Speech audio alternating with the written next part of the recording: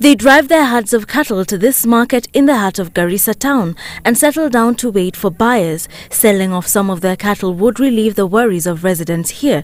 For a second year, the country is experiencing a worsening drought after the short rains fell far below expectations in most parts of the country, a situation that is likely to see the number of people in need of food and water assistance rise from 1.5 million to over 2 million, 11 counties, among them Kwale, Kilifi, Tana River, Garissa, Wajir and Mandera on the watch list. Drought conditions in Kenya are worse now at the end of the short rain season than they were before the season began. In 2016, the government formulated a plan to mitigate the effects of the drought, a plan that was to be implemented in 3 phases.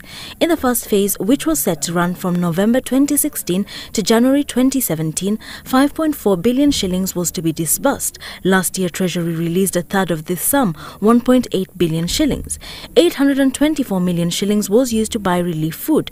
The government further scaled up the cash transfer program, with households in the 4 most vulnerable counties, namely Turkana, Marsabit, Mandera and Wajir, receiving 5,400 shillings each month. The Ministry of Agriculture received 794 million shillings, from which it would undertake different interventions, among them the livestock offtake program, where the government purchases livestock from pastoralist communities in the north already benefiting from this arrangement. Kenya Meat Commission have already bought 1,500 animals in Kilifi counties, Samburu and Tana River.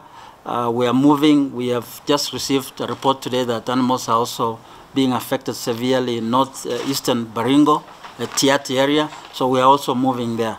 From the 221 million shillings allocated to the Ministry of Water, officials have assembled over 40 bowsers for water storage and distribution. Over 100 boreholes are further targeted for rehabilitation, while future interventions include expansion of irrigation infrastructure in existing schemes such as Bura, Pekera and Mwea, and the construction of dams. In the long term, we will develop these many dams I've mentioned to you.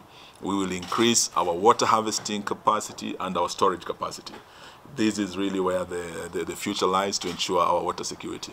Phase 2, which is set to begin in February, will see the government disburse 9.2 billion shillings to the ministries, while 7 billion shillings will be released in the third phase, after which the government will re-evaluate the drought situation. The funds to be used in the 3 phases add up to 21.6 billion shillings. Across the country, communities bracing themselves. Even with the interventions in place, the country set for hard times. Wilkes Anyabwa, Citizen Live at 9.